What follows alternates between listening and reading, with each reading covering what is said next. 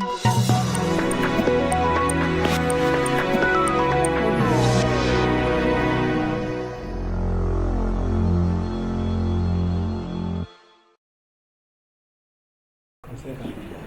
nderuar miq të librit, i nderuar Zoti Adnan Mehmeti, i nderuar zonja ambasadore e Shqipërisë në Kombet e Bashkuara, doktor Suela Janina, të nderuar dashamirës letërsisë dhe artit, të nderuar krijues, studiues, të nderuar artist, gazetar, operator televiziv, të nderuara gra krijuese. Pena juaj na mblodhi sot në vallën e muzave, në ritmin e metaforave tuaja, shpirti i letërsisë kombëtare në diasporën amerikane, do të këndoj sot këngën e pavdekësisë. Sot ju jeni zëri ynë. Mirë se keni ardhur në promovimin e antologjisë poetike Pena e gruas, i cili është një angazhim letrar dhe vlerësohet si përpjekja të bashkuar krijuesës shqiptare në lidhje të përbashkët duke promovuar, mbajtur gjallë dhe zhvilluar letërsinë shqipe përtej Atlantikut. Me votimin e antologjisë poetike Pena e gruas në Komitetin Shqiptar ne pasurojmë historinë, përcjellim ide dhe emocione që na frymëzon dhe na bëjnë të reflektojmë respektin më të madh në përkushtimin dhe pasionin ndaj letërsisë dhe artit nga pena e byrë e gruas shqiptare. Një falënderim i veçantë do të shkoj sot për zonjën dhe poete Monda Hamitaj, në sajt të sponsorizimit të së cilës u bë mundur votimi i antologjisë poetike Pena e gruas.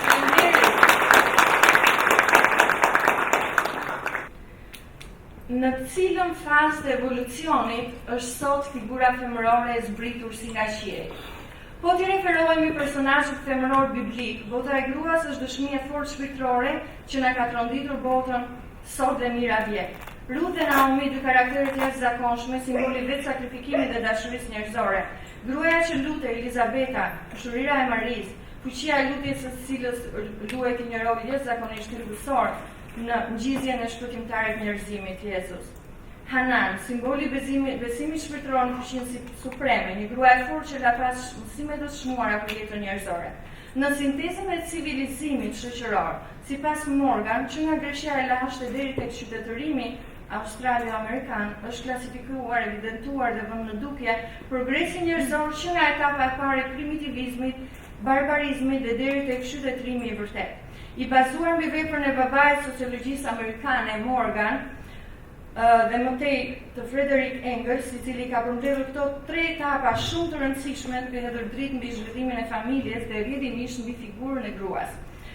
Rolin e saj në familje, pronën private dhe shtetin. Johann Bachofen dhe vepra e tij frymëzoi shumë kërkime dhe shkrime mbi këtë çështje dhe megjithatë, argumente që solli nuk e mbështetën dot mjaftueshëm teorinë e tij. Në një kohë kur shoqëria patriarkale dominonte, nevoja për të përqasur aspektin femëror të perëndeshave dhe qenies njerëzore u bë reale. Antropologu dhe sociologu zviceran, i mirënjohur për mbrojtjen dhe përkrajjen e teorisë së matriarkatit në veprën e tij, si dhe rolin e gruas në shoqërinë në periudhën e antikitetit, solli në vëmendje perëndeshat e hershme si Afrodita dhe Demetra, figura frymëzuese në kulturën e antikitetit. Sugjerimi i tij se shoqëria duhej emancipuar duke sjellë modelin e perëndeshave femra, të cilat duhej të zëvendësoheshin me versionin e gruas toksore, ishte nevojë dhe egzaltim. Ky vlerësim i lartë për figurën femërore dhe sidomos për gruan krijuese ka ngritur po aq i fuqishëm edhe në ditët tona. Nëpërmjet perceptimit të jetë origjinal, ato të ashtu quajturat poeteshat, muzat ose perëndeshat e bardha, sipas veprës së Robert Graves, mbajnë një vend dinjitoz midis qiellit dhe tokës, sikur duan të bashkojnë dorën që lutet për ndihmë të njeriu me dorën që i vjen në ndihmë Zotit. Në epokën e lashtë lirike, gratë janë konsideruar po aq të fuqishme për të ndërmarrë përsipër transaksione të larta shtetërore njësoj si burrat. Dëshmitë me mbishkrime në pllaka 2 vërtetojnë më së miri një gjë të tillë.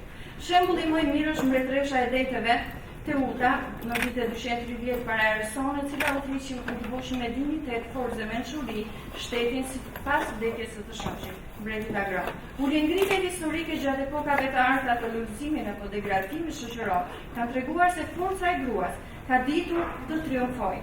Pra një tjetër këndvështrim shumë larg famës ka sjellë historia duke hedhur poshtë perceptimin e ngushtë aristotelian sipas të cilit gruaja është thjesht një vegël me shpirt. Me gjithë dritën që derdhin nga shekull gjatë epokave të ndryshme të historisë për kontributin e jashtëzakonshëm të fuqisë shpirtërore të gruas për qeverisur familjen, shoqërinë dhe shtetin, raporti matriarkat ende mbetet i pabalancuar dhe në kohërat moderne sot. Të privuar nga të drejtat mbi pronën, studimin, pjesëmarrjen në jetën shoqërore, privilegj ky i rezervuar vetëm për burrat, figura e gruas u denigruan mes jetën e erës dhe vazhdoi deri në fillim të shekullit XIX në Francë, ku i duhej ende të mbulonte kokën me shami kur dilte në publik, ndërkohë që në disa krahina gjermanisë buri ende gëzonte të drejtën edhe tashiste gruan. Në fillim të shekullit XX gruaja nuk gëzonte as të drejtën e votës, si në Evropë ashtu dhe në shumicën e shteteve të Amerikës. Gratë e martuara nuk kishin kontroll mbi fëmijët e tyre, ndërkohë që ende në ditët e sotme gruaja akoma privohet nga drejta për të qenë e barabartë me burrin. Por, perspektiva dhe retrospektiva historike e artit të krijimit nëpërmjet fjalës dëshmon se forca e gruas është e jashtëzakonshme. Pena krijuese dëshmon se fuqia e shpirtit të gruas kuron plagët e njerëzimit. Terë lumenjtë të dhimbjes dhe jep ngjyra botës dhe jeta bëhet më e paqishme, më e magjishme. Poetesha e antikitetit grek Safo, e lindur në vitet 610 para Erasone, më njohur për poezinë e saj të ndjerë, e quajtur shpesh Muza e Djetë, është vlerësuar për aftësinë e jashtëzakonshme të vargut të saj për të impresionuar lexuesin mbi butësinë e ndjenjave të pastër dhe të gjallë të personalitetit të saj krijues. Si poetja e parafemër, vepra e saj shpalos një perspektivë unikale në ndjeshmërinë e botës shpirtërore dhe përvojën e gruas gjatë kohës kur ajo shkroi. Por, ulengritjet mbi figurën e perëndeshave toksore kanë origjinë më të hershme. Nëse do t'i referohemi antikitetit roman, Marcus Porcius Cato, në vitet 234-139 para Erëson, në retorikën e tij ka vënë në dukje se i trembej forcës shpirtërore të gruas. Shkrimtari i parë i prozës latine pas një proteste masive të grave në kërkim të drejtave të mohuara, bërtiti fort. Nëse ato fitojnë tani, çfarë force mund t'i ndalë më tej? Sapo të barazohen me burrat, menjëherë do të bëhen superiore, ka thënë ai. Polidimensionaliteti i figurës femërore në art dhe letërsi ka sjellë një mbivendosje kuantike të shtresave dhe impulsive letrare përcaktuara nga rrjedha e shekujve. Grinca shpirtërore të çdo krijuese grua të mbivendosura në sistemin kohor janë të ngjashme me valët dhe frekuencat e rrezatimit shpirtëror, asociuar kjo me gjatësinë e vektorit universal, dashurisë për krijimin si mbikrijesa të lindura për të krijuar jetën. Kjo do të thotë se një pjesë e korteksit inspirues që del vetëm nga dora dhe pena e gruas, tashmë i aktivizuar do të lezë dritën e të menduarit dhe të imagjinatës si dy procese të afërta dhe rrjedhimisht të ngjashme. Autori Vajkovski vën në dukjes në origjinën strukturore dhe funksionin e aspektit integral të menduarit, veçanërisht atij krijues, duke shpjeguar se procesi i të menduarit përfshin parashikimin dhe aftësinë njohëse të trurit njerëzor, e cila nuk është e përcaktuar nga faktorët biologjik, por merr formë skalite dhe forcohet nëpërmjet procesit të bashkëveprimit të kulturës, mjedisës shoqërore të individit, sidomos të grave. Duke folur për ligjin e realitetit emocional të imagjinatës, manifesti kryesor i cili shfaqet si derivat i proceseve njohëse, dijimi dhe perceptimi për gjetur një element të përbashkët midis dy realiteteve, atij shpirtëror dhe materialet energjik të qenies, janë të diskutueshme edhe sot. Një pjesë e konsiderueshme e procesit krijues përfshin aktivitetin orientuar të një imagjinate arbitrare ku krijuesi është plotësisht i vetëdijshëm për motivet dhe qëllimet e krijimit të vullnetshëm të imazheve ose jo, në një gjendje të zgjuar fantazie ose në subkonsciencë. Një natyrshëm vjen aftësia për të hyrë në procesin krijues nëpërmjet penës së gruas sot në kohërat moderne. Aty ku mendimi egzaltohet dhe truri pulson ujërat të qeta gjendjes fjoll, që derdhë dhe bashkon të gjitha lumenjtë dhe detet në oqeanin e fuqisë krijuese të gjithëtanshme femërore në përrimjet të rrjedhës së artit të fjalës. Bota shpirtërore e gruas, ashtu si Zoti deshi dhe e krijoi, shpalos udhëtimet historike të protagonistëve, të cilat kishin guximin të sillnin ndryshimin më të madh në shoqërinë në çdo kohë. Imazhe këto që janë pasqyruar me simbole dhe tipografi të larmishme figurative, sepse gruaja është e vërteta, sipas Wendy Brown, nga cili do shkëmbë çdo lartësi nga ku i ka hedhur jeta perëndesha dhe penës, ka rënë për të ngritur Janë vrarë dhe nuk kanë vdekur, kanë krijuar epokë, duke I krijuar Zoti pa I ditur mundësinë të kënaqet me bukurinë e pashpërshme të një shpirti të bukur dhe të qetë. Tani para jush presidentin e shoqatës së shkrimtarëve shqiptarë amerikanë në fjalën e tij përshëndetëse Zotin Adnan Mehmeti. Fjala për të dashur ata të shoqatës, të dashur miq të librit, nderuar ambasadore shqiptar në Kombet e Bashkuara, doktoresh Suela Janina, dhe të dashur mysafir, misikina. Sot është një fest për vetës shqipe, një ditë që ne bashkon për të promovuar antologjinë Pena e Gruas, një botim përfaqësues I shoqatës së shkrimtarëve shqiptar-amerikanë. Ky botim përfaqëson vizionin krijues të grave krijuese në Shtetet e Bashkuara të Amerikës dhe në Kanada.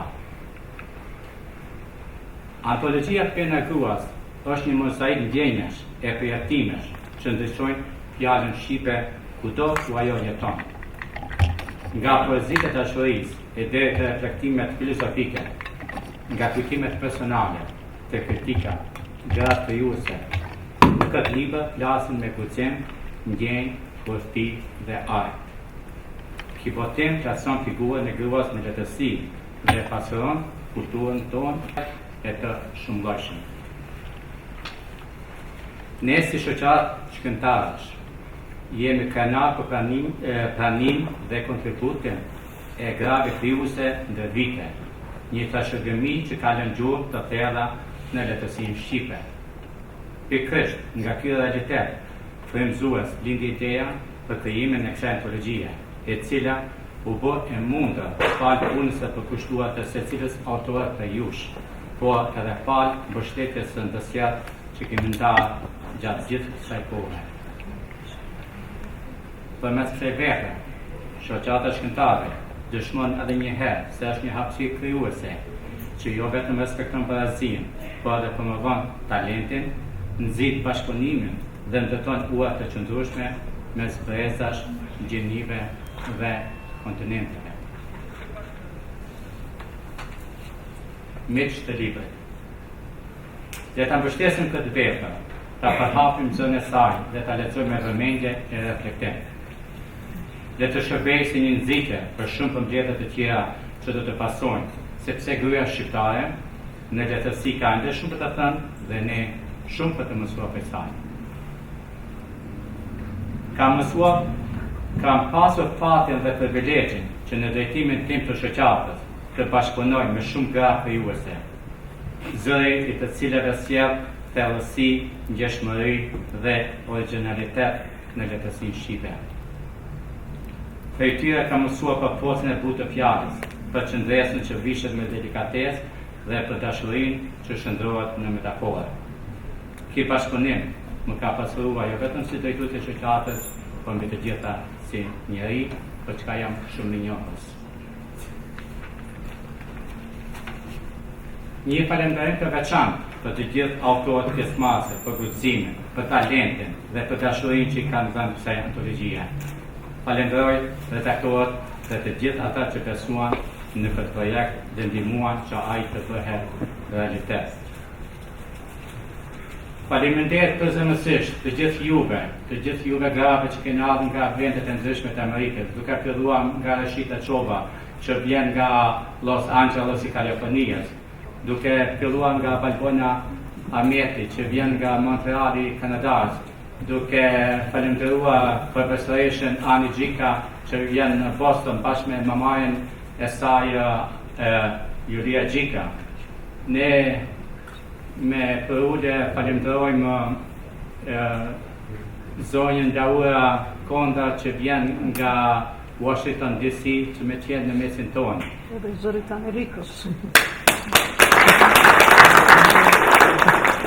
Dhe shumë faleminderit të gjithë autorët që vinë më afër këtu, që vinë nga shteti I Pennsylvanias, që vinë nga shteti Massachusetts, që vinë nga New Yorku, New Jersey dhe këtu e kemi vetëm nga shteti Connecticut zonjën Bora Balaj. Unë sinqerisht ju falenderoj të gjithëve për këtë mundje dhe për këtë bashkëpunim dhe ne sinqerisht jemi të nderuar që për lexuesin, për publikun, sjellim një ndër librat më të përfaqësuese të shoqatës sonë. Kemi punuar me muaj, me këshillin redaktues dhe ka qenë vërtet një sfidë e madhe, me muaj punuam, mirë po jemi shumë të lumtur që sot për lexuesin e kemi në të gatshëm të botuar dhe sot ju do të marrni të gjitha librat. Edhe kam një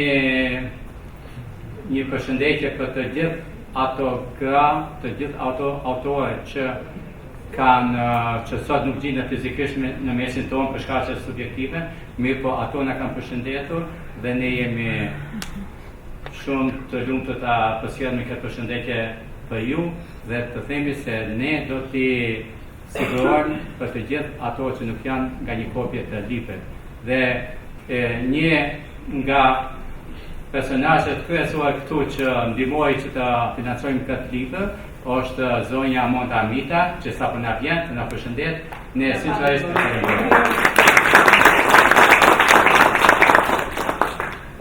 ju falenderoj të gjithë juve, sidomos mysafirët që janë të pranishëm sot. Uroj që të kalojmë sa më mirë dhe uroj lexim të këndshëm për antologjinë Pena Juaj. Ju falenderoj. Para jush, ambasadoren, zonjën e nderuar doktor Suela Janina, që përfaqëson Shqipërinë në Kombet e Bashkuara. Fjala përshëndetje për ju.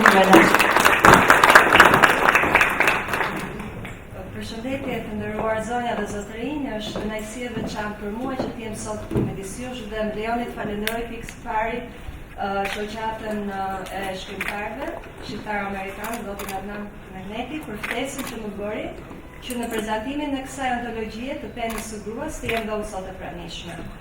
Në fakt, kur mendon që universi i letërsisë është kaq i madh dhe kaq frymëzues, besoj që secili nga ne do të gjejë një streh aty.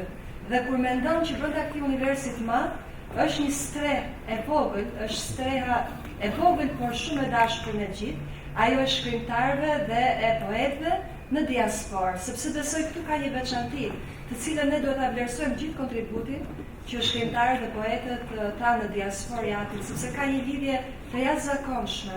Besoj që vjen nga një frymëzim i veçantë. Unë kam pasur rastin edhe po shikoj Albanën dhe shumë të tjerë këtu që kam pasur mundësi të njihem me krimtarinë e tyre dhe kuptoj se çfarë frymëzimi vjen ku je larg dheut, por gjithashtu brenda kësaj strehe të vogël është gjithashtu edhe roli i veçantë i gruas shqiptare. Besoj që zotërinj këtu nuk do ma marrin për diçka subjektive, sepse unë vërtet kam kënaqësinë që kudo që t'jem edhe kur përfaqëson Shqipërinë në OKB, ta shpreh me krenari të veçantë që gruaja shqiptare ka arritur që të realizohet në gjitha fushat ku ajo është kontribuese. Dhe veçanërisht në faktin që poetët, shkrimtarët shqiptare këtu kanë arritur që të mbledhin krimtarinë e tyre, ky besoj që është një nga amanetet më të mëdha dhe më të rëndësishme që ne i lëmë brezave të rinj. Unë besoj dhe shpresoj që antologjia përveç faktit që unë do kem shumë kënaqësi që ta lexoj në kohën time të lirë, por do të jetë edhe një vepër e cila do jetë edhe në bibliotekën këtu të Stanfordit, edhe në biblioteka të tjera ku është libri shqiptar, sepse besoj që jo vetëm komuniteti ynë duhet ta njohë këtë letërsi, po edhe miqt e mdhenj që kemi këtu në Amerikë duhet patjetër që të njihen me këtë gurë të pashtershme të frymëzimit të grave shqiptare. Tani unë e kam pak të vështirë se ato fjalimet që mbajnë OKB janë shumë strikte dhe janë shumë diplomatike. E nuk duhet të konkurroj me asnjërin prej jush, por duke njohur shumë prej jush këtu, e di që ajo antologji do të jetë e jashtëzakonshme, brezvlënëse, dhe shpresoj që veprimtarit të tilla të jenë shumë të shpeshta në komunitetin tonë dhe kontributet të tilla, siç është antologjia e Penës së Gruas, të jenë të vazhdueshme, të mos ndalojnë me këtë dhe unë dua ta ndaloj përshëndetjen time duke i uruar të gjithë zonjave, zonjushave që e kanë frymëzimin për të shkruar me ndjenjë të thellë, qoftë për dheun, qoftë për dashurinë, qoftë për mbase nganjëherë dhe padrejtësitë e vogla që ne shohim në botën që na rrethon, por është e rëndësishme që shpirti juaj të rrjedhë i lirshëm, i pastër, siç u përmend këtu, që nga frymëzuesja Teuta, apo të gjithë gratë e forta dhe të fuqishme dhe gratë e drejta dhe frymëzuese shqiptare që janë shembulli jonë. Dhe për ne, këtu në Shtetet Bashkuara të Amerikës, po edhe në gjithë kontinentin e Amerikës Veriut, ju jeni një frymëzim i jashtëzakonshëm. Ju falenderoj me zemër dhe ju uroj vetëm suksese. Deri të Adi që me insistimin e tij të jashtëzakonshëm arriti të ketë një produkt përfundimtar, të libër që ne do ta marrim shumë shpejt në duar. Iniciativa ka nisur që vitin e kaluar në fakt, kur Adi me një vendosmëri të çuditshme insistonte që ne të caktonim një ditë në shoqatën tonë për të bërë një festë për gruan. Kam qenë jashtëzakonisht në mëdyshje të madhe për këtë gjë, sepse kërkoja një tematik, mbi cilën tematik do ta bëjmë këtë festë për gruan. Se ne do festojmë 7-8 marsin, do festojmë ditën e gruas, ditën e nënës, çfarë? Ishim shumë konfuz. Gjersa të kemi një libër, duke folur me Adin në formë shakaje, gjersa ne të kemi një libër, lindi ideja për ne që ne të mblidhnim krimet tuaja dhe të arrinim sot me këtë produkt, të cilin do ta keni shumë shpejt në duar dhe që është një vlerë e shtuar në historikun e diasporës shqiptare. Më në fund ja dolëm pas një redaktimi të vështirë, mbledhjen e krijimeve, për zgjedhjen e krijimeve, arritjen e një farë standardi bashkëkohor të poezisë moderne në botë, jo vetëm letërsinë shqipe, por të paktën në botë, në përmasa ndërkombëtare, dhe arritëm të përzgjidhnim, të krijonim një numër të konsiderueshëm dhe më në fund 58 poetë na përfaqësojnë sot në këtë antologi. Shumë faleminderit. Është edhe një rast tjetër për të falënderuar, janë 2 çmime që janë dhënë në Brazil, në poezinë ndërkombëtare, ku 2 poetë përfaqësues dhe antar shoqatës tonë me krenari i lançoi dhe i them që kanë fituar çmimet përkatëse, të cilat unë do t'i lexoj tani. Një lajm i mirë vjen nga Universiteti Uberaba të Brazilit të Largët, ku 2 antarë të shoqatës së shkrimtarëve shqiptar-amerikan shpallen akademik alternativ. Për më shumë detaj ju ftoj profesor Mill Velaj.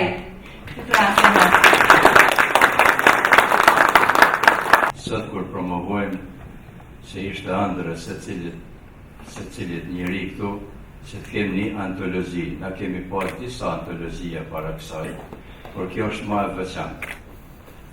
Dhe jam shumë me fat sot që e kurorëzuam penën e gruas shqiptare në Shtetet Bashkuara të Amerikës dhe në Kanada. Një duar trokitje për gjitha këto gjëra. Dukem sot pak më ndryshe, me një kostum tjetër. Ky kostum vjen nga Uberaba, Universiteti Shtetëror në Brazil, ku ishte fati me ndihmën e shumë miqve, me punë palosme, besoj që e kanë vlerësuar punën time, dhe unë fal profesor doktor Krista Shabani dhe profesoresh Magna Aspasia Fontanella. Unë jam akademik alternativ i pari, i bekuar që më është i dorën e Brazilit. Dhe tash, pa humbur kohë, ftoj një njeri të palosshëm, i cili me xhetjen e të gjithë arbrorëve ku të ndodhen në botë, që nuk u lodh kur spënuari, ftojnë skenë profesor doktor Bezet Hasanin, që me bekimin e Pegasit, Albania dhe Brazil, unë do t'i jap pelerinën, medaljen dhe milionin. Ftoj profesor doktor Bezet Hasanin.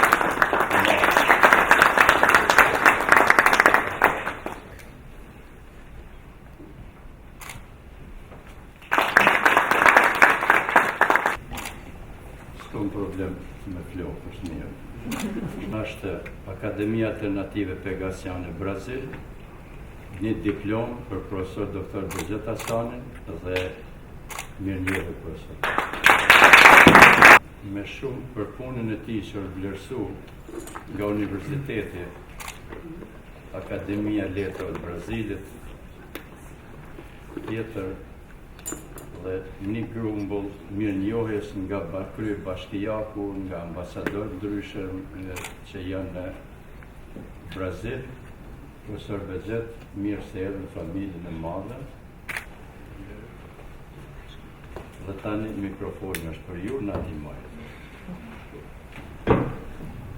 Në ratë të parë më përgëzoj për librin Femrave krijuese të shoqatës. Është një sukses i shoqatës shkrimtarëve.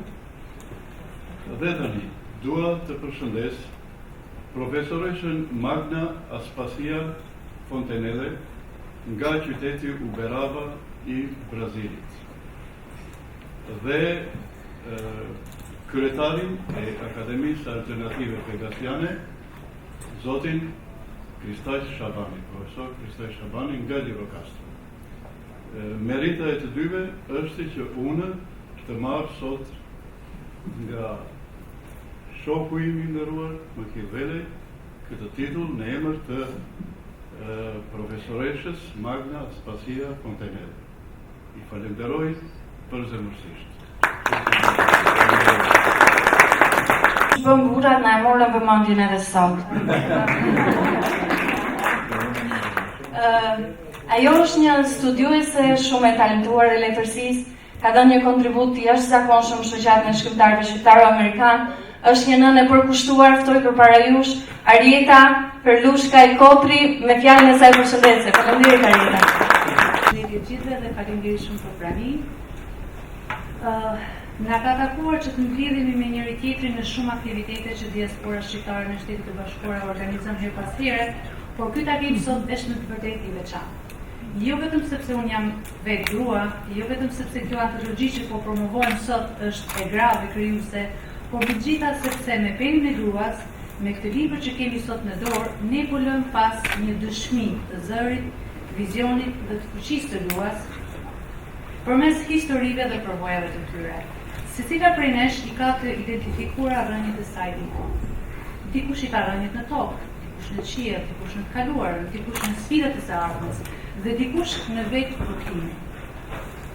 Antologjia Pena e gruas është një libër me mbi 240 faqe dhe numëron si pjesë të saj 58 autore shqiptaro-amerikane dhe shqiptaro-kanadeze. Të gjitha janë krijuese, por secila e profilizuar në ato që di të bëjë më mirë dhe ashtu edhe e kanë bërë përzgjedhjen se si të përfaqësohen në këtë antologji. Shumica e autorëve tona janë krijuese në zhanrin e poezisë dhe prozës, ndërsa pjesa tjetër e tyre janë në afër publicistikës, recensionit, esejs apo studimeve. Teksa e shpëton libri të shoqëron një njësi shumë e bukur gjithëpërfshirje, kur sheh shtrirjen gjeografike të autorëve tona, duke filluar nga New Yorku, i cili zë vendin e parë për nga përfaqësueset, janë 18 shkrimtarë, në pas vjen New Jersey, Pennsylvania, Massachusetts, Kanadaja, Florida e tjerë. Libri hapet me parathënien e presidentit të shoqatës së shkrimtarëve shqiptaro-amerikan zoti Adnan Mehmeti. Ai e ka cilësuar këtë antologji shumë bukur si një testament dhe frymëzim. Prezantimi i çdo autori është menduar që të bëhet përmes një biografie të shkurtër me gjeneralitetet kryesore, nga ku kemi mundësi që të njihemi më shumë me aktivitetin e secilës autore nga ana profesionale, por edhe krijuese. Është menduar që t'i bëhet pjesë kësaj biografie edhe një fotografi e secilës nga autorë. Secila nga krijuesit tona ka zgjedhur që të vijë tek lexuesi me copza dhe fragmente nga publikimet e tyre që të faksojnë më së miri botën e tyre krijuese. Çdo pjesë e kësaj antologjie sjell tek lexuesi nga 58 autorët tona është një eksperiencë me vete, është unike dhe autentike. Disa të gjalla, disa të ardhura thjesht, disa janë më të heshtura të matura, dhe disa të tjera janë më reflektive. Janë përjetime që vijnë ndryshe, me ngazëtim, me rebelim, me pikëdhim, me mund, me sfidë, por edhe me shpresë, çfarë është më e rëndësishmja. Të gjithë bashkë na japin një tablo që në të vërtetë është e gjerë, por që është thellësisht njerëzore. Leximi i faqeve të librit Pena e gruas jo vetëm që na bën të njohim më shumë njëra tjetrën, por bën edhe më shumë se kaq. besoj se ka fuqi edhe të na transformojë. Nëse do dim që ta lexojmë siç duhet çdo vjesht. E them këtë sepse këto zëra grash vijnë tek lexuesi nga autore që e kanë lënë vendin e tyre për t'ia nisur nga e para në një kontinent tjetër dhe janë një tregues i fortë se fjala shtëpi mund të përdoret edhe në mënyrë shumës.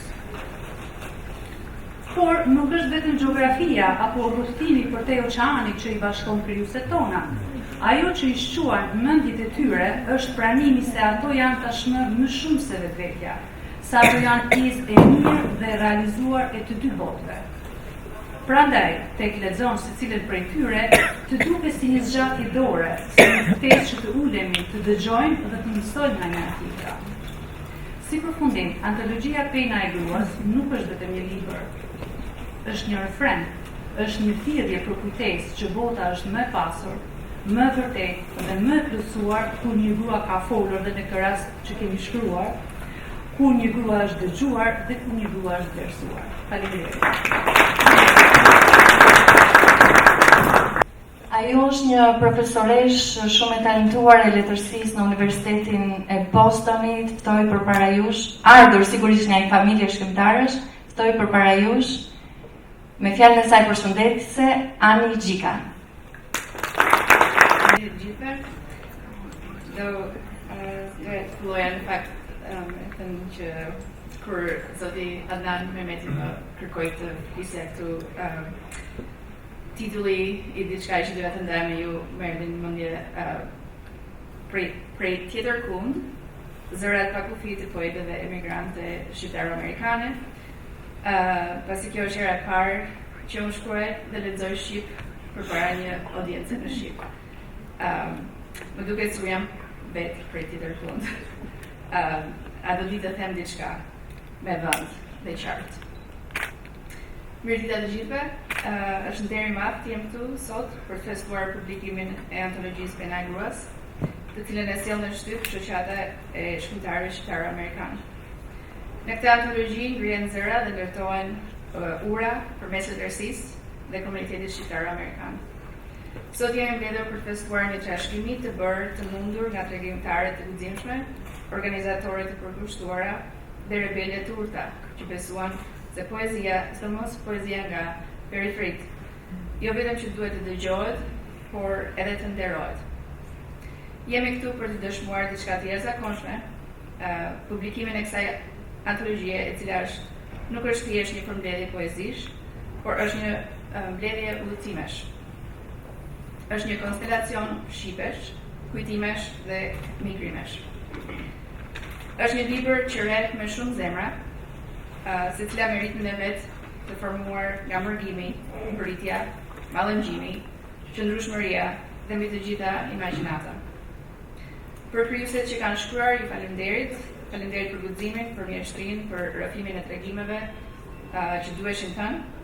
Ju e keni kthyer shpërnguljen në metaforë, mallin në vargje dhe dhimbjen në gjuhë të ndryshme.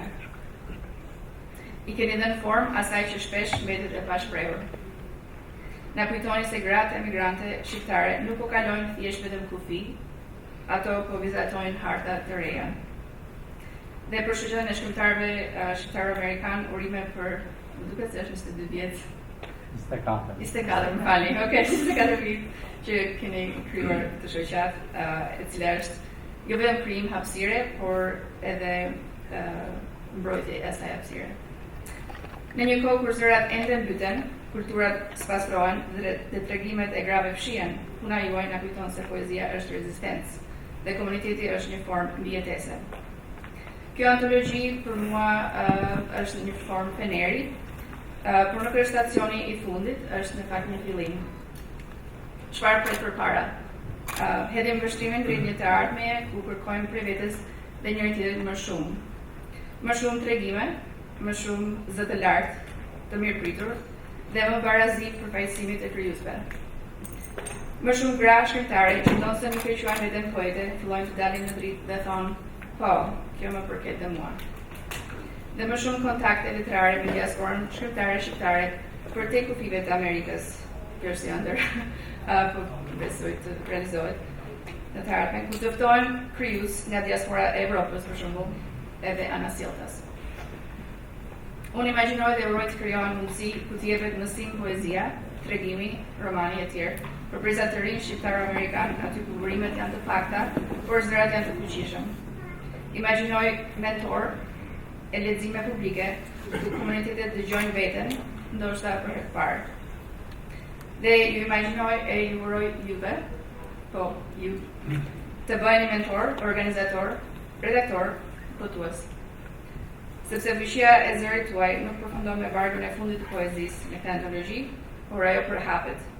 Ajo frymëzon gruan tjetër që pyet veten në heshtje nëse teksti i saj anglisht është pak si shumë i fortë, nëse historia e saj mos është ndoshta shumë e çuditshme, nëse dhënia e saj është shumë personale për të bërë poezi.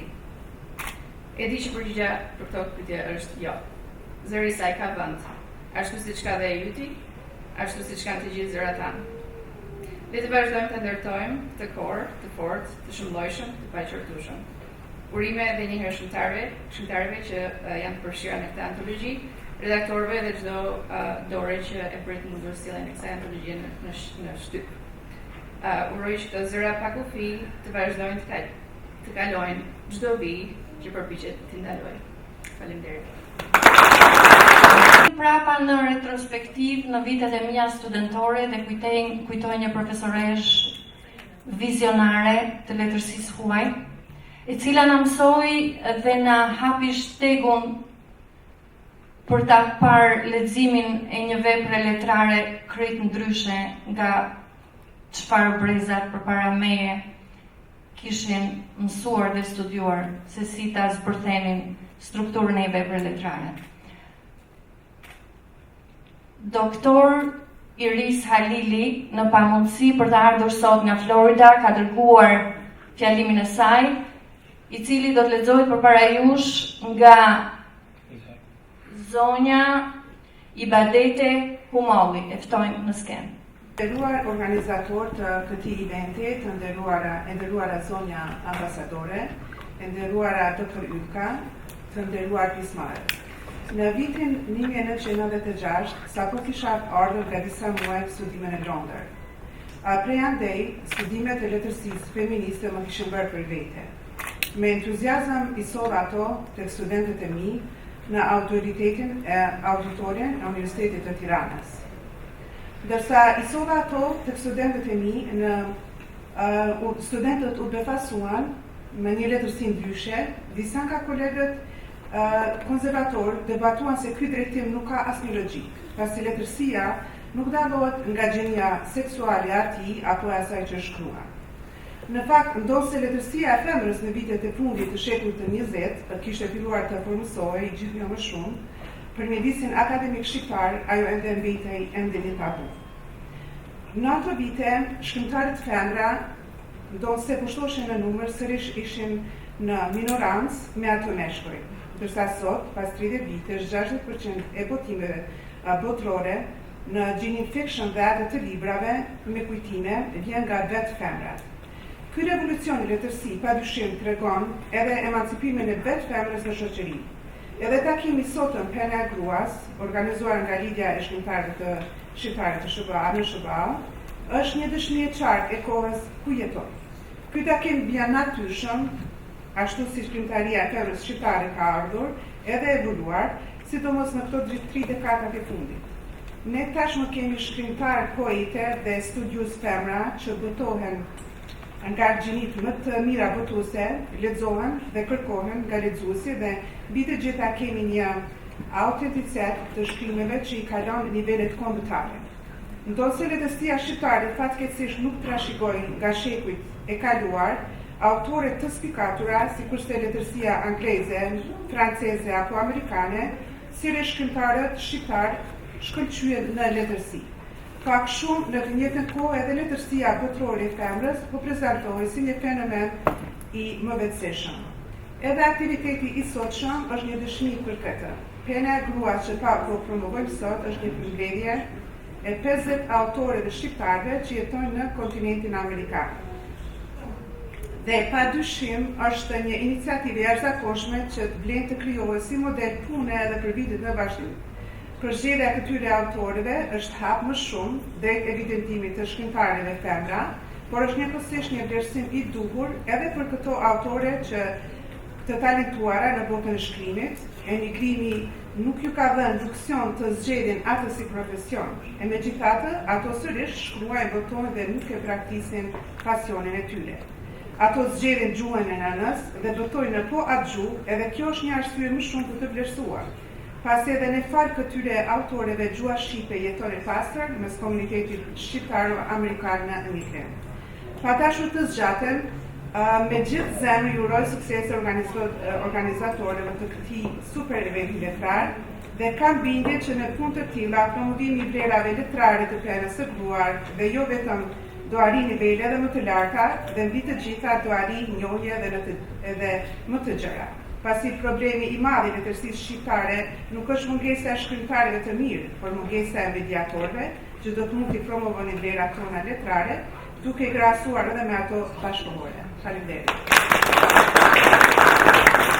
Petja Rishida Çoba e ardhur nga Kalifornia, enkas për këtë event, ka fjalën e radhës, fjala përshëndetje për ju e dashur. Të gjithëve, në mënyrë të veçantë zonjave të nderuara, për të cilat vetë ngjarja e sotme ndihet kaq serioze dhe kaq e merituar. Të përfaqësosh grua në një antologji dhe aq më tepër me titullin për të, është të kesh guxuar të përfaqësosh mirë ndjesitë, talentin e krijesës njerëzore, më afër perfekte se çdo gjë tjetër në botë. Dhe ja, ne kemi si dhuratë sotme, duke falenderuar presidentin e kësaj shoqërie, zotin Adnan, kryetaren e kësaj shoqërie, Ylka Filipi, dhe gjithë të tjerë që kanë ndihmuar në arritjen e kësaj antologjie. Gjithsesi, unë falenderoj dhe mundësinë që më jepet nga kryesia për të folur unë vetë si grua për grua, dhe aq më tepër si një poete në diasporë. Ai ishte e lehtë pranimi për mua që për të cilën më kërkuat të them diçka nga eksperienca ime letrare. Sigurisht që nuk ishte e lehtë.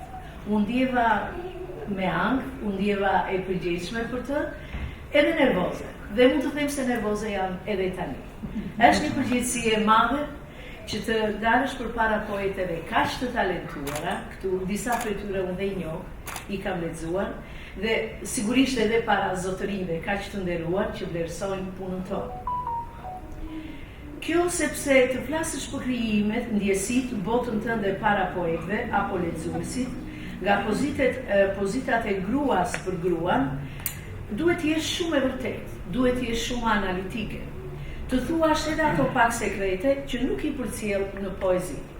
Dhe ne të gjitha poetët e dimë se kemi rezervat tona kur shfaqemi përpara lexuesit. Frymëzimet që na zaptojnë shpesh nuk janë të organizuara dhe aq mirë krahasuar me qëllimin, arsyeën e përfshirjes. Ato çfarë duan të ndajnë me lexuesin dhe ato të cilat nuk duan t'i ndajnë, sepse ndonjëherë dhe paragjikohemi për to. Kur shkruan poezi nuk është si në një lloj ping-pong, që ke parasysh lojtarin përballë teje dhe je përgatitur dhe se si ai mund të sulmojë. Nuk dua ta zbej gruan brenda meje, gruas mendimtare ku shkruaj. Nuk hiq të drejtën e gruas, sepse edhe ajo ndonjëherë merr zjarr në ngjyra dhe shijet e saj. Ndije mirë kur brenda vetes filloj dhe ftoj potencën zhvilluese për tipin e gruas të unë, potencën time ndjesore dhe psikologjike. I jap gruas hapësirën e të drejtave për të gjithë llojet e pyetjeve të saj. Le të jenë ato dhe të rëmueshme. Unë do di në fund të rregulloj rëmujën e tyre me ato përmasa që nuk do të shejnë substancën e gjallë, rrjedhjen e largut lirik që dua të përcjell në poezinë time. Pra nuk i lejo vetes të jem thjesht ajo që nuk jam, dhe nuk dua të jem një grua e zakonshme. Ti zgjidh gjithashtu dhe gjërat në mënyrën më të zakonshme. Është e mundimshme të kesh pjesë mendimesh apo për ato pjesë trupi në lëvizje që nuk janë të tuat, kur as fryma jote nuk i njeh si të tuat. Gjithçka mbetet e bukur, bëhet e suksesshme vetëm me metoda fryme. Dhe me metoda fryme, çdo gjë rilind, çdo gjë bëhet e gjallë. Çuditem kur më vonë I lexoj poezitë e mia dhe shoh aty se si shkëtojnë me aq harmoni dhe në një realitet klasik si mendimi intelektual I poetës, gruas trup dhe arsyetimi logjik I këtij realiteti, ku aty nuk fshet edhe në ndërgjegjshmëritë e koduara të njeriu tek unë. Kjo më dhuron një kënaqësi të prekshme. Më dhuron atë pjesë të civilizimit, të produktit zgjedhore mendor që rregullsia, një mendim I organizuar analitik, them se nuk do ta bënte me lehtësi. Gjithmonë pyes veten. Nëse është normale të lexosh poezi, të shkruash poezi për dashurinë, për trupin, pse nuk është normale të shkruash edhe vetë për gruan? Për gjithë ato mrekulli që trupi I gruas dhuron në këtë lloj të mistershme, dashurie dhe trupore. Një grua mund të shpjegojë shumë mirë gruan dhe për botën e panjohur të saj që mban me kuriozitet pa e munguar gjithë burrat. Shpesh gjendem në dialog pozitiv, por dhe në konflikt me veten. Vazhdoj të pyes, çfarë duhet të dhuroj më shumë tek vetja? Një poezi të suksesshme, disa të tilla, një libër të arritur mirë, disa të tillë, apo gruan poete. Ndihem mirë dhe gjendem brenda këtyre pyetjeve keq, kur nuk jam e qartë dhe nuk jap dot vetes përgjigjet e dur që ajo pret. Gjej thjesht një rëmuj të rregulluar shumë mirë në gjithësi e tërësi, pyetjes të tilla që më vonë ja kaloj ndonjëherë dhe absurditetin. Suksesin tim kryesisht, meqense më kërkua të them diçka nga përvoja ime letrare, mbas ato janë fare të zakonshme, po s'kam ç'do them, do them vetëm ato që janë të vërteta. Suksesin tim kryesisht ja dediktoj punës sime të palodhur me shënimet në bllokun e shënimeve. Nuk ka rëndësi nëse ato janë shënime nga telefoni im not, apo nga bloku prej letrës të cilën ne nuk e kemi haruar akoma, sidomos brezat tanë. Të shumta dhe kryesisht të preferuara për mua janë ato që eth në shtëpi në këto bloqe letre, dhe pse nuk haroj ato që kam në telefon. Të shumta dhe kryesisht të preferuara janë ato sepse kanë një organizim tepër fanatik, një seriozitet dhe gati matematikor në organizimin e tyre. Çfarë ka në këto bloqe shënimesh, në shënimet që unë mbaj si grua poete? Aty ka ide, ka shënime, ka listë librash për të lexuar, mesazhe nga miqt, nga media, nga social media, ka komente, letra të padërguara, poezi të papërfunduara, aty ka gjithçka. Aty unë gjej dhe shoh veten në dy lloj personash. Një pension të parë nga ana time dhe personi I parë nga lexuesit dhe nga miqtë e mi. E detyruar të besoj se I realizoj mirë të gjitha ato që kam në bllokun e shënimeve, them se duhet të pranoj që në të shumtën e rasteve ato nuk realizohen. Pse nuk realizohen? Jo se mungon dëshira, jo se mungon vullneti për të realizuar gjithçka, por ne të gjithë jemi koshient për situatën dhe për gjendjen më të lodhshme që sigurisht dhe ndihmuese, po për situatën që jemi gjendur përpara gjithë kësaj gjendje elektronike. Sot njeriu jeton në kompleksitetin e një bote elektronike, kur I kërkohet një shpejtësi dhe reagimi menjëhershëm për të përshtatur sadopak shpejtësisë kompjuterike me fuqinë maramendëse të megabajtës të saj. Gjithashtu, unë dua të falenderoj me që më dha mundësia presidentin e kësaj shoqërie, zotin Adnan, dhe zonjën Ylka, që mua më dhanë këtë mundësi të dalë përpara jush dhe të them diçka fare modeste për krijimtarinë time letrare. Faleminderit Reshida, unë doja të falenderoj aty në mënyrë të veçantë sepse ti je një penë holl, sidomos e haikut, gjë që nuk është poezia trivarkëshe, nuk është shumë e lëvruar aktualisht në letërshinë shqipe, ndërkohë që e ardhur me origjinë nga Japonia e largët, sot po kalohet në poezinë një varkëshe. Është një udhëzim shumë I vështirë për t'u arritur, sepse kërkohet që mendimi dhe inspirimi të shtrydhet në një varg për të dhënë kuptimin më të thellë të inspirimit individual poetik. Dhe Reshida është përfaqësuese dinjitoze e hajkut. Falenderoj Reshida. Faleminderit. Ne arritëm në këtë vëllim, në këtë antologji poetike të bëjmë një bashkëpunim të suksesshëm me Kanadan dhe shpresojmë shumë, është një ndër ëndrat tona më të afërta të bashkëpunojmë ndoshta në vitet që vijojnë me Evropën. Do ftoj sot të ardhur posaçërisht nga Kanadaja përpara jush poeten Valbona Ahmeti. Me fjalën e saj përshëndetje. Faleminderit Valbona. Fjala për ju. Përshëndetje ju organizator të shoqatës së shkrimtarëve shqiptaro-amerikan dhe falenderime që na jepet të mundur të jemi pjesë e antologjisë Pena e Gruas. Përshëndetje të gjithë shkrimtar, poet, mysafir dhe pjesëmarrës. Qysh kur u krijuar shoqata Vatra nga Fan Noli, Faik Konica e deri te shoqata tjera të mohonshme, të gjitha si qëllim kishin ruajtjen e gjuhës shqipe dhe shpalosjen e vlerave të letërsisë dhe kulturës shqiptare. Atëherë, dua të theksoj se dikur gruaja në letërsinë shqiptare ishte vetëm subjekt frymëzimi, muzë. Tani ajo po I shpalos vlerat e saj dhe u bje subjekt I fuqishëm krijimit. Që nga viti 99 jetoj dhe punoj në Montreal, ishte kohë që mungonte komunikimi I shpesh në familjen dhe vizitat e ralla në vendindje. Kështu fillova të shkruaj nga pak për ndjesit e mia si mërgjimtare. Aristoteli thoshte, të krijosh do të thotë të jetosh. Dhe unë gradualisht fillova të krijoj poezi. Dhe sepse vetëm duke shkruar e gjeja veten me së miri dhe e kuptova se në një farë mënyre edhe ndihesha e çliruar nga malli që më pushtante çdo ditë më shumë. Dhe kuptova se arti poetik më së miri e pasqyron botën time shpirtërore. Fillova me librin e parë, me poezi, pastaj u bën 2 e 3, dhe kështu sa më shumë që lexoj dhe shkruaj aq më thellë e kuptoj rëndësinë e artit të fjalës. Poezia për mua është shtrati ku ide dhe emocionet dhe dritërima librise brenda një strukture filozofike. Poezia lind nga brendia e shpirtit të poetit, ku ndërthur të bukurën, të shëmtuarën, të dhemshmen, tragjiken, të lumturen, brenda një simbioze letrare që sfidon kohën dhe jeton përjetshëm. Kështu arrim në një konkluzion se arti të shkruarit të fisnikron dhe librin e bën me madhështor dhe jetëgjatë. Unë si poete, lexuese dhe adhuruese e librit shqip jam ndjerë shpeshere vetmuar në mungesë të librit shqip në Kanada.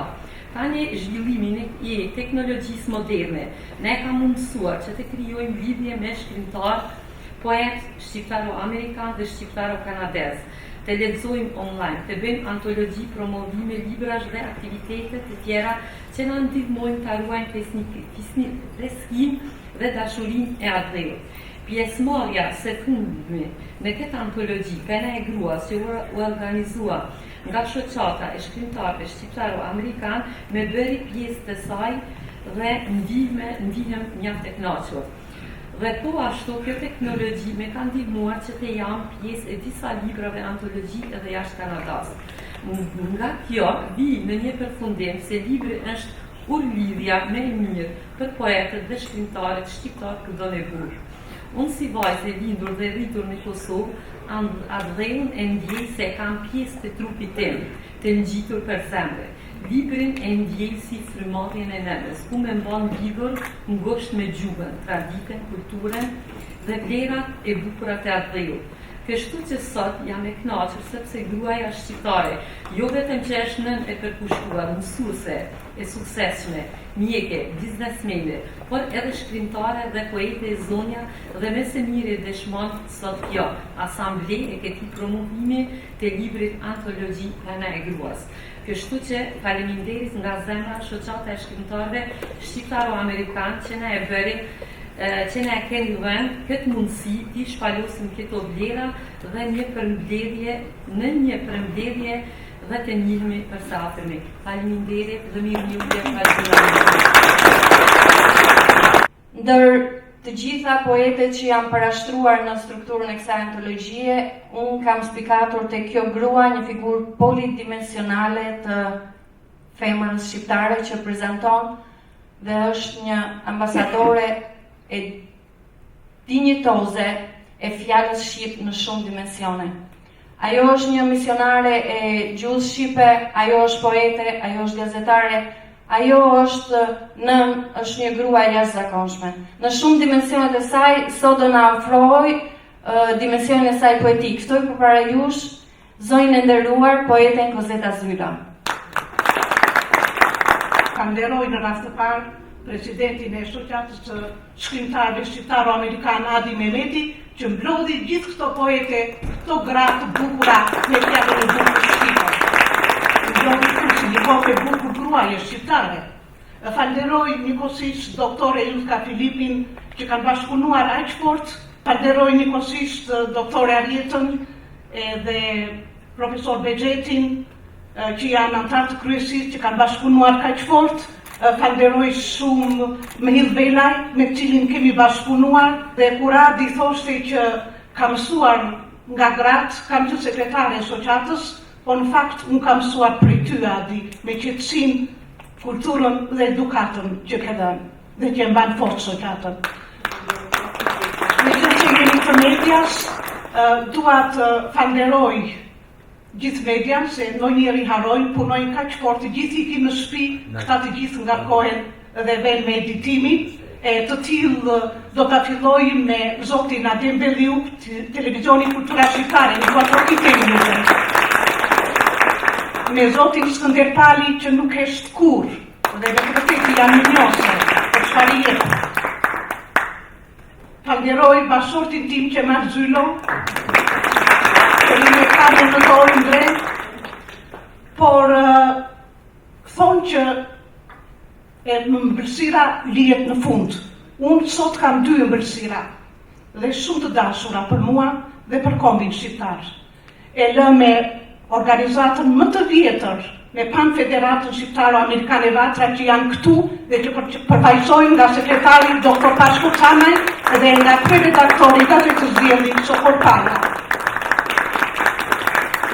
E kam shumë merak se kanë dhënë një kontribut të jashtëzakonshëm për kombin edhe zëri e Amerikës. Dhe sot në midis nesh kemi një gazetare të shquar, Laura Konda, e cila nuk e hoqi mikrofonin nga kur apo punon fort bashkë me doktorin Elvi Beraj dhe të gjithë zëri i Amerikës.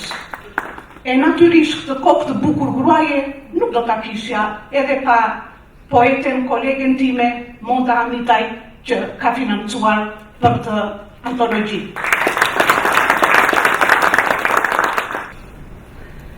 Kujtesa ime sot është poezia, është si një kokë e bukur gruaje.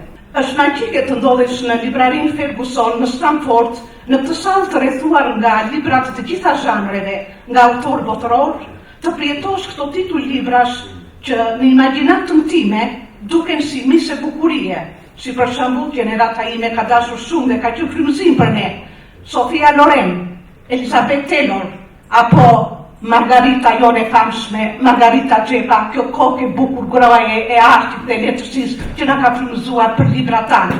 Dhe konkretisht, e kemi këtu në zemër të Stamfordit, Connecticut. Antologjia me gratë poete dhe me gjithë këto poezit kaj të bukura më dha muzë, perëndeshën e frymëzimit, ku poezit e tyre janë si petale të trëndafilta ndërfllade që sjellin qiellin e shpirtit, plot dashuri, ndërlexues. Penat e argjendta kultivojnë farrat që aq shumë i kanë çmuar dhe shijuar lexuesit tanë ndër vite. Kur fillova të shkruaja ndonjë varg të thjeshtë qysh në klasën e 5, ndjeja aromën e metaforave, sikur nëna ime, që kultivonte farrat e luleve, sidomos atë të lule mëllagës që shaq shëruse, që aq shumë i ka çmuar dhe i mbilte në përsaksi dhe avllit me pllaka të shtruara nga mishtrit e kaldrënve. Ja kështu janë dhe poezit në këtë antologji, me lloj-lloj trollafilash, me më të bukurën pasuri natyrore. Poezinë e bukur e kam thellë në pejzat e shpirtit dhe më jep një kënaqësi estetike të papar, ashtu si shiu kur pikon ndër petalet dhe gutulise në lëkundje si imazh i Evës në kopshtin e Edenit. Pa lulet dhe gruan, bota do të qenë në zhdukje, mbushur me djaj si në botën e ferit. Është antologji ku bota do të shohë më bukur, gratë shqiptare, poete, sepse ato janë si sytë smerald të gjelbër, safir me reflekse blu, apo të zezë të butë në të gati vetë. Sytë nazike të lexuesit do të zhyten në pergje ujë të shndritshëm, kur hëna sapo ka derdhur rrezet e saj. Këtu krijohet mrekullia, emocioni i papërsëritshëm, sepse është depërtuese dhe zbulojnë thellësitë të fshehura në pergje drite të lëndshme. Bota e gruas shqiptare është akoma një univers i patreguar, një univers që e kemi detyrë me penën tonë t'ia tregojmë botës që na rrethon këtë kaleidoskop ndjenjash, ngjyrash të padukshme, të shpirtit të thellë, paksor dhe të prertë. Në këtë qyllym të endur aq bukur në avlëmendin poetik me disa prej tyre kam lënduar në yjsitë e natës, si për shembull në poezinë e Nën Terezës, e manitur nga shkëlqimi i butë i dritës së shpirtit të saj nëpërmjet vargjeve, që gjithmonë parasysh se lëkura krijon rrudha, flokët bëhen të bardhë, ditët shndrojnë në vite, por ato që janë të rëndësishme nuk ndryshojnë, forca dhe bindja jote nuk kanë mos. Si poete e gjej veten gati në këtë parajs simfonike dhe ndij përqafimin e një shenjtorie shqiptare me famshmja në rruzullin toksor. Është një udhtim poetik, aromatik, plot delikatesë, si një drenush e butës mbi lëndinat e gjelbta rrethuar me pemë, si statuja Michelangelo. Ëndroj që të propozohet një grua poete me një talent elektrik për çmimin Nobel. Dhe këtë dua me duar trokitin nëse ju e miratoni, sepse jam magji unike, lirike. Natyrisht ka shumë gra poete, në le të këmbime poetësh të famshëm dhe në botë, dhe le të krijohet fondi epistolar i grave shkrimtare.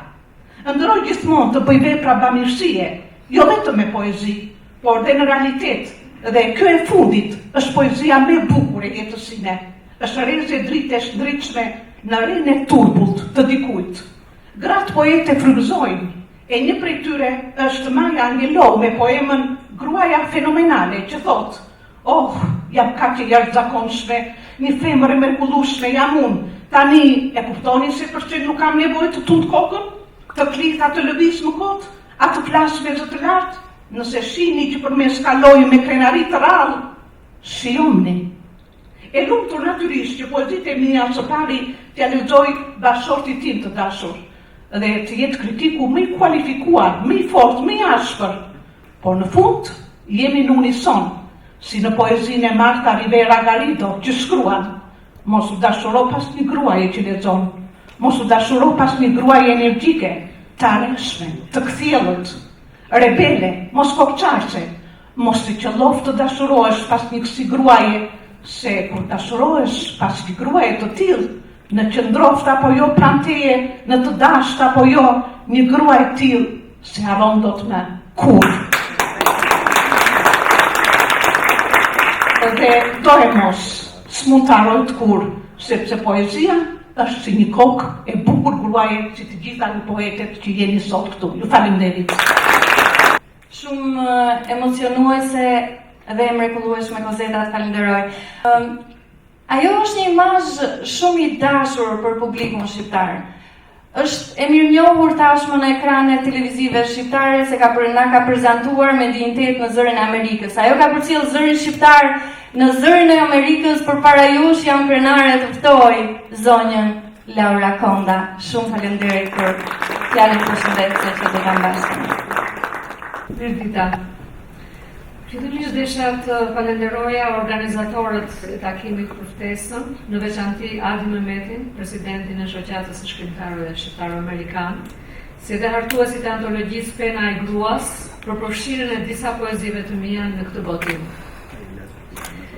Unë kam filluar të shkruaj poezi që në moshën 13-14 vjeçare dhe pavarësisht që profesioni im ka qenë gazetaria, Poezia ka qenë dashuria ime e parë në fushën e letrave.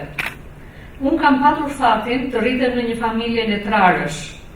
Babai im Drago Siliqi ka qenë poet dhe kritik letrar. Nëna ime Drita Siliqi ka qenë gazetare, përkthyese, profesoreshe letërsisë në Universitetin e Tiranës. Ciklet e para me poezi kam botuar kur isha 15-16 vjeçe në gazetat Drita, Zëri i Rinis dhe Televista Letrare Nënthori në Shqipërinë e viteve të komunizmit. Redaktorët e mi të parë kanë qenë poetë të mirënjohur si Bardul Londo e Xhevahir Spahiu. Pasi përfundova studimet, rrethanat u krijuan që unë të punoja, të filloja punë si gazetare, duke më distancuar nga angazhimi 100% me poezinë, por pa më shkëputur prej saj. Kam vazhduar të shkruaj dhe përkthej poezi dhe prozë dhe këta 2 vjetët e fundit jam marrë me përkthimin e një vëllimi poetik për mbledhës të poetes Natasha Lako nga një shpybotuese në Angli. Por desha të theksoj një fakt që mendoj se është i rëndësishëm. Ka një ndryshim thelbësor nga poezitë e botuara në vitet 70 dhe 80 të shekullit të kaluar dhe atyre që kemi fatin të botohen sot. Ndërsa poezitë e mia të botuara në revistën Nëntori shiheshin me lente në kuptimin e vërtet të fjalës, për të qenë korrekt politikisht, për të mos lënë asnjë lloj keqkuptimi në thonjza, për ndonjë ironi të mundshme, apo ndonjë krahasim të papërqyeshëm, apo një thik me 2 presa, siç thuhej në atë kohë. Poezitë të botuara sot kanë fatin të botohen pa retushime apo cungime. Të rinj ndoshta nuk kuptojnë sot nocionin e autocenzurës, apo si thuhej atëherë krasitjeve që u bëheshin veprave të tyre nga redaktorët. Një numër jo i vogël shkrimtarësh u viktimizuan, u vran, u burgosën, u internuan, apo ju hoqet drejta e votimit për shkak të krijimeve të tyre. Patë shkrimtarë të periudhës së komunizmit që mundën të mbijetojnë, por në kushtet e një autocenzure që shpesh rëndonte në cilësinë e veprave të tyre. Dua të kujtoj një thënie të Voltairit.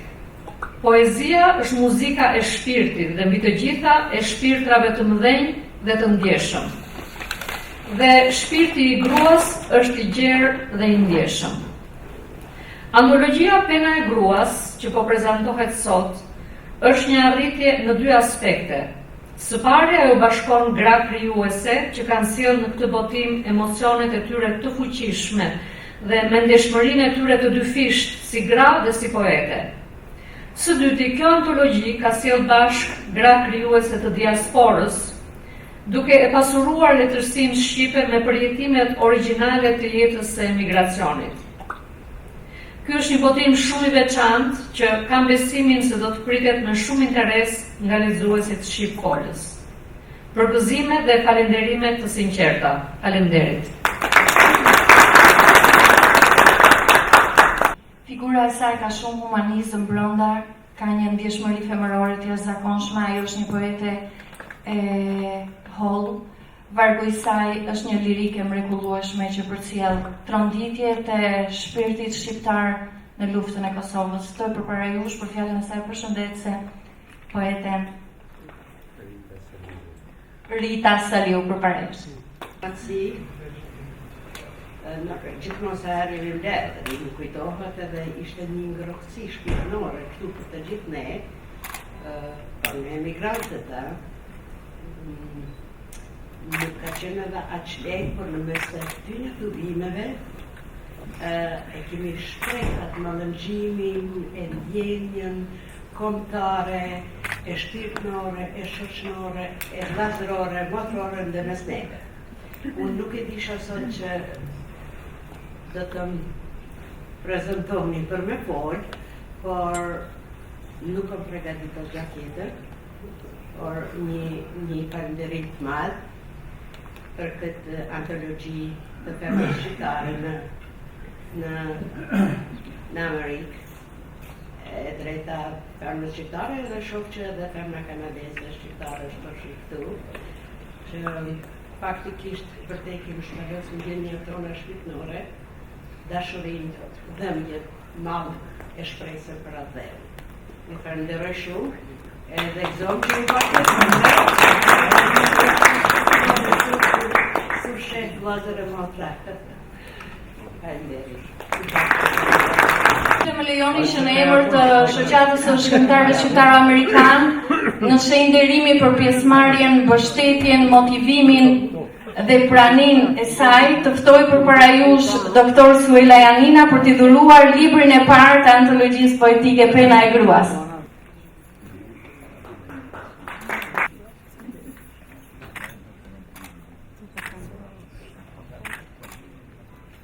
Mbështetja e ambasadores neve na tregon që ne do ta vazhdojmë këtë rrugë edhe më tej për ta çuar frymën e popullit shqiptar, për ta mbajtur gjallë shpirtin e kombit ton nëpërmjet artit të fjalës. Shumë faleminderit për mbështetjen zonja Suela.